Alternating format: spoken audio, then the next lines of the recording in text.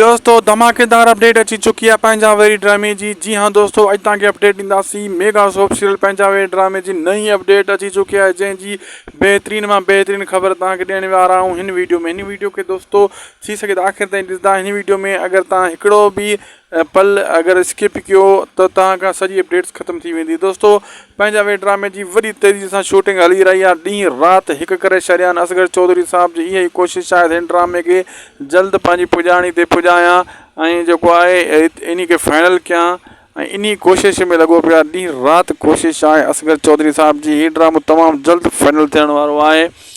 Punjabi ड्रामो Sindh TV वारनि जो वॾो प्रोजेक्ट है, जैमें सुठा सुठा अदाकार कम करे रहा आहिनि, सभई पंहिंजा मेहनत करे रहा आहिनि।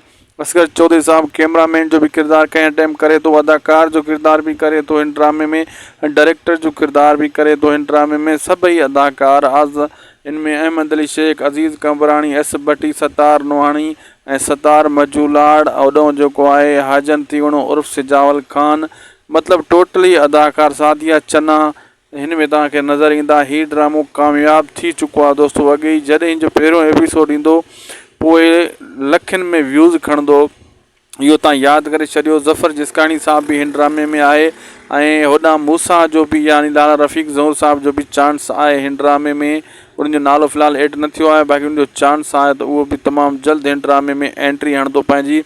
ही ड्रामो कामयाबियों माणींदो दोस्तों। जी ज़हर ज़िंदगी जा तकरार हलिया लखें व्यूज़ खणंदा हुआ, ही भी लखें व्यूज़ ज़रूर खणंदो, ता याद करे छो। ही अपडेट असांजी याद करे छो। असांखे ॾींदा इजाज़त, मिलंदासीं तव्हां सां नेक्स्ट वीडियो में। उदासी टीवी के ज़रूर सब्सक्राइब लाइक शेयर कंदा।